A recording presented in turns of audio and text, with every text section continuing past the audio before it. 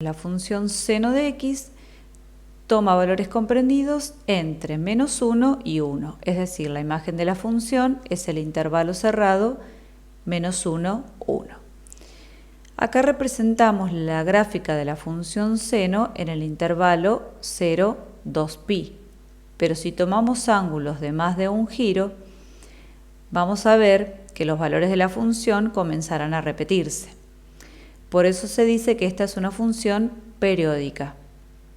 Lo mismo si tomamos ángulos negativos. La gráfica de la función se va a repetir para los x negativos. El período de la función, es decir, el intervalo que la función necesita para poder completar todos los valores que toma, en este caso es 2pi. También podemos darnos cuenta que el conjunto de ceros es un conjunto infinito. Acá vemos solamente que la función en su primer período corta al eje x cuando x vale 0, cuando x vale pi y cuando x vale 2pi. Pero como dijimos es una función periódica, entonces todos los ceros serán los valores de x que sean múltiplos de pi.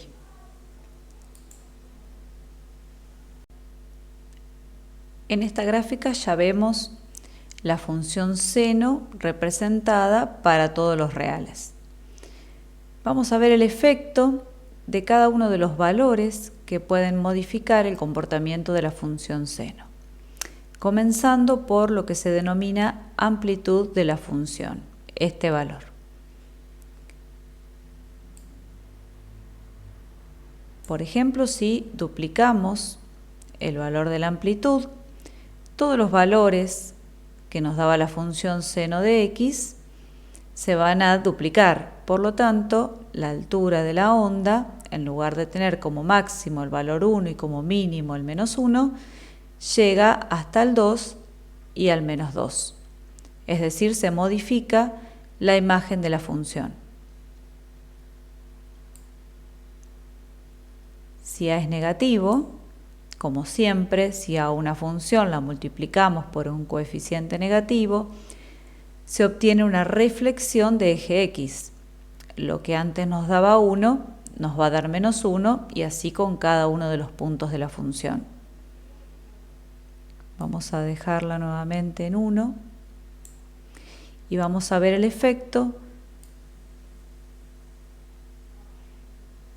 del valor de un coeficiente que multiplica a la x.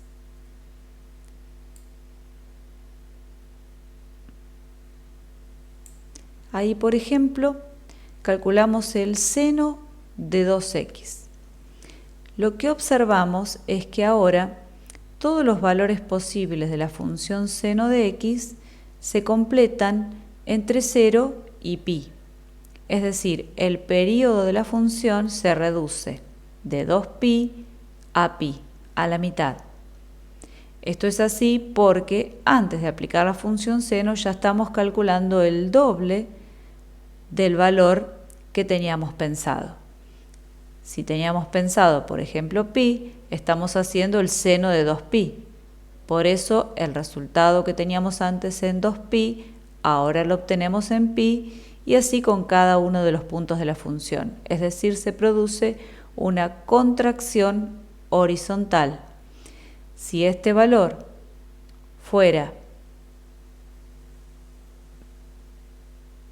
menor que 1, lo que se obtiene es una dilatación horizontal. Y el período de la función, en este caso, va a ser 4pi, porque estamos tomando un medio de x antes de calcular el seno. Vamos a dejarlo en 1 para que no afecte y vamos a modificar el valor de c. Es este valor que tenemos acá. Si antes de calcular el seno de x a la x le sumamos o restamos un número, lo que obtenemos es un desplazamiento horizontal. Si este número es positivo, el desplazamiento es hacia la derecha, y si es negativo, el desplazamiento es hacia la izquierda.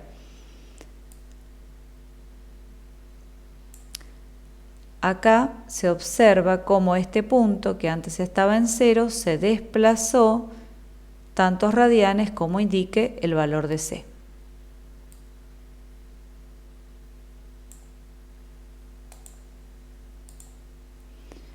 Y por último vamos a modificar el valor de D,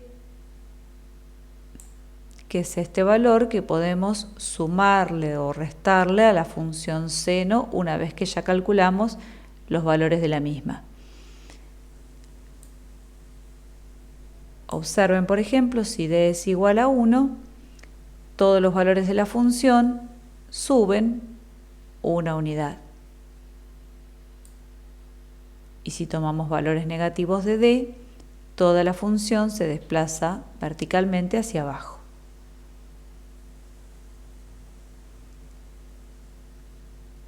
Es decir, las transformaciones de la función seno coinciden con las transformaciones que estudiamos para el resto de las funciones. El efecto de cada uno de los parámetros es el mismo.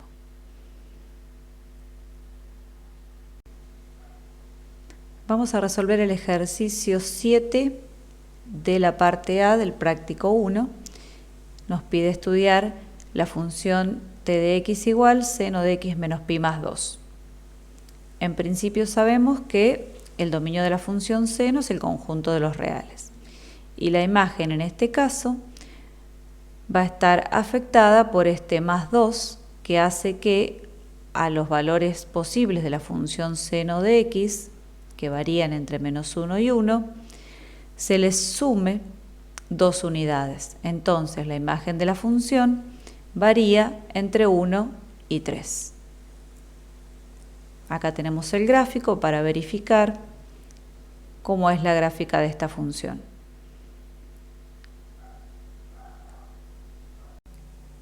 Para encontrar el conjunto de ceros de la función, como siempre, tenemos que igualar la función a 0 y encontrar los valores de x que cumplen con esta ecuación. En principio, entonces, pasamos el más 2 como menos 2 y luego debemos cancelar la operación seno. La operación inversa al seno es el arcoseno. Entonces calculamos el arcoseno de ambos miembros y nos encontramos con el arcoseno de menos 2. El arcoseno significa encontrar el ángulo cuyo seno valga menos 2. Como sabemos, no hay ningún ángulo que tenga seno igual a menos 2. Porque el seno varía entre menos 1 y 1. Entonces, no es posible que x menos pi sea igual a este ángulo que queremos calcular. Por lo tanto, el conjunto de ceros es vacío. Quiere decir que esta función no corta al eje x. Como habíamos visto en su representación gráfica, la gráfica de la función no corta al eje x. Esta función nunca vale 0. Su imagen está comprendida entre 1 y 3.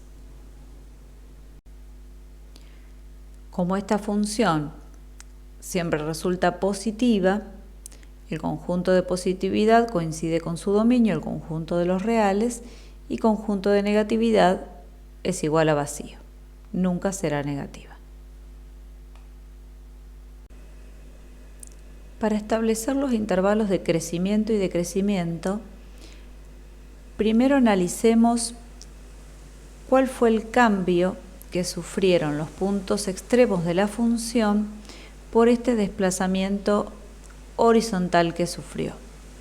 La función seno de x alcanza su punto máximo cuando x vale pi sobre 2 y su punto mínimo cuando x vale 3 medios pi. La función que estamos estudiando sufre un desplazamiento horizontal de pi unidades hacia la derecha. Entonces, el punto máximo de la función se desplaza desde x igual pi sobre 2, pi unidades hacia la derecha. Pi sobre 2 más pi es 3 medios pi. Entonces, tiene su punto máximo en 3 medios pi. Y su punto mínimo se ha desplazado respecto del punto mínimo de la función seno, también pi unidades hacia la derecha. Si esto es 3 medios pi, este nuevo punto es 3 medios pi más pi. Esto es 5 medios pi. Para armar estos intervalos de crecimiento y decrecimiento, entonces, tenemos que tener en cuenta cada uno de los puntos mínimos y máximos. Tomamos uno como referencia y luego vamos a tener que tener en cuenta el periodo de la función para indicar en general todos los intervalos de crecimiento y decrecimiento. Porque este punto extremo se va a repetir un periodo después. Si esto ocurre en 3 medios pi, este nuevo máximo lo vamos a tener 2 pi hacia adelante. 3 medios pi más 2 pi, 7 medios pi. Lo mismo con el punto mínimo. Todos los puntos de la función se repiten cada un periodo, es decir, cada 2 pi. Entonces, los intervalos de crecimiento y decrecimiento pueden escribirse de la siguiente manera. El intervalo de crecimiento, tomando el inicio acá, en pi sobre 2, para definir uno de los intervalos de crecimiento, desde pi sobre 2 hasta 3 medios pi, y luego, sumándole 2k pi, a cada uno de ellos, estamos generando el resto de los puntos donde se inicia y finaliza cada uno de los intervalos de crecimiento, considerando que el periodo de esta función es 2pi y tomando k como un número entero. Entonces le estamos sumando a cada uno de estos puntos extremos k veces el periodo, sumando o restando, porque k es un entero. Si k es negativo, estaríamos restando 2pi. Y para el intervalo de decrecimiento, vamos a tomar, por ejemplo, 3 medios pi, que es este punto, y 5 medios pi, que es este punto, para simbolizar un intervalo de decrecimiento, y luego generalizamos a todos los intervalos posibles si le sumamos 2k pi, es decir, teniendo en cuenta el periodo de la función y trabajando con números enteros para sumar y restar este periodo a los extremos del intervalo que pensamos.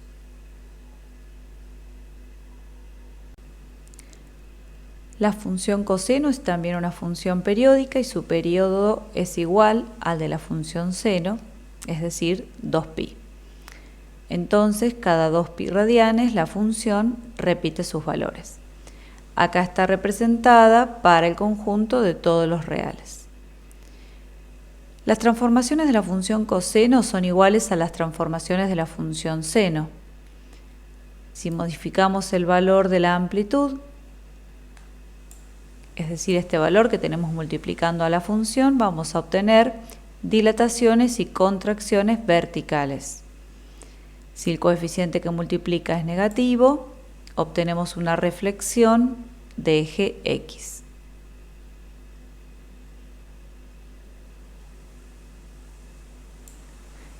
Si modificamos el valor de B, llamado frecuencia, si ese valor es mayor que 1, obtenemos una contracción horizontal. Y si es menor que 1 pero positivo, una dilatación horizontal, modificando el periodo de la función. Si ese valor es negativo, además obtenemos una reflexión de eje Y.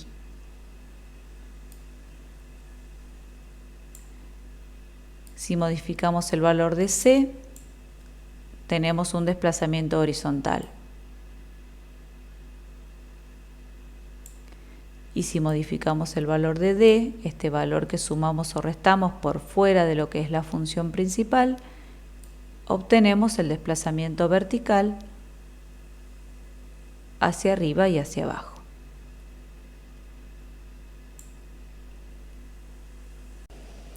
En el ejercicio 7 nos piden analizar la función b de x igual 1/2 coseno de 2x.